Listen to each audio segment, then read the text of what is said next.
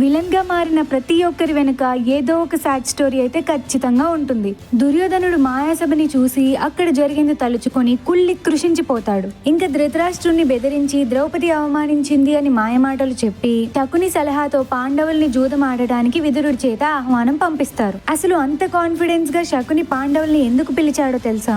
గాంధార రాజు శుబలుణ్ణి అలాగే వాళ్ళ 100 పుత్రులని ఇంకా కుటుంబం మొత్తాన్ని జైల్లో పెట్టిస్తాడు భీష్ముడు. అలాగే వాళ్ళందరికీ ఒక్కొక్క మెతుకు చప్పున కేవలం ఒక గిన్నెడు భోజనం మాత్రమే ఇచ్చేవారు. అలా వాళ్ళు ఆకలితో మరణించాలి అని. దీనికి 2 కారణాలు చెప్తారు. ఒకటి, ధృతరాష్ట్రుడికి గాంధారితో పెళ్లి ఒప్పుకోలేదని. 2, గాంధారికి కుజదోషం వల్ల ముందు ఒక మేకతో పెళ్లి జరిపించిన విషయం దాచిపెట్టినందుకు. వీటిలో ఒక కారణం వల్ల భీష్ముడు వాళ్ళని అలా శిక్షించాల్సి వస్తుంది.